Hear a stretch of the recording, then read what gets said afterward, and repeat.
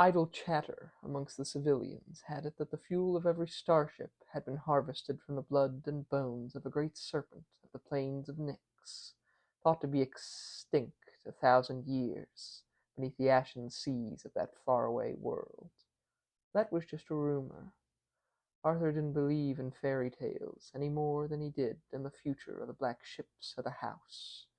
He stood upon the glassy marble deck of his own high treason, looking out from a narrow slip of screen at the endless cosmos. Black upon black, it was hard to find an errant ship amidst the stars. Even the crude optic lenses of the land could not find them, let alone the human eye. I'd like to think he could feel them, though. If the stargazers could, then a good captain should be able to, he reasoned. Arthur felt like there were a dozen ships around them, perhaps 15 or 16, he thought. At his command, the stargazer could put out a signal so that they might be found. Even then, it was not something to be advised. That was the hard part, trusting people in an age of murder. It was safer to remain hidden, never knowing who you sailed with at any given time. Sometimes a stargazer might let you in on their secrets, as they always knew more than what they let on. More often than not, they simply kept that knowledge to themselves. How long till we reach this fresh hell? Arthur asked. Not hell, Tull said, from his station overlooking the deck. Moors. Right, Arthur said. Moors. As always, everyone in the galaxy was obsessed with old stories, long lost to sense. How long, he repeated, fingering the knife at his hip, made of treated steel and styled black glass. A gun could not save you from everything. Near, said the stargazer, stewing in a pool of her own filth. Near, near, Captain. Her white eyes were set in a white skull, with white hair coiling like snowy serpents around the knot of hard wires plugged into the back of her neck. He doubted she could see or hear much of the world outside her head.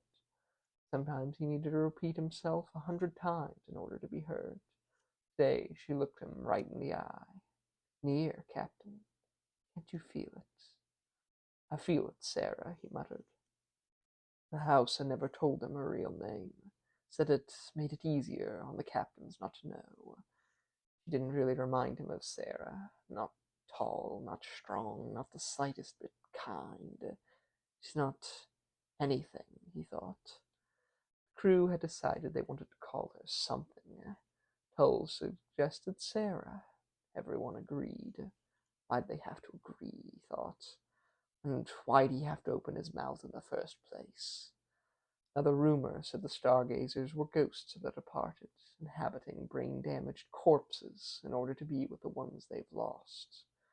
The first time Arthur heard that rumor had been the last, when he threatened to have the man who shared it thrown out the airlock. Stargazers were people, just changed from all the training they went through. The house made sure not to encourage stargazing, though they needed it for everything. When he served the house on Somnus, they taught Arthur a little bit of the process. Stargazer's family and friends were taken care of. They were given a year in which to live like royalty. Then their work began in earnest. Arthur didn't like to think about that, or the sweet girl this Sarah used to be. They were headed to Moors, that was all. Another mission. Another mission, he told himself. Arthur closed his eyes and walked without seeing from the deck. Tull, keep watch, he told the lone officer as he left. The black door slid soundlessly apart for him. The captain knew every step of the ship, every sound that echoed throughout its cavernous hull. Treason was a fat tug, if ever there was one, most of it built to hold the toxic swill that fueled the blind fires of the ship, to keep it going and going and going through the vacuum, ceaseless in its quest, by the guidance of the stargazer.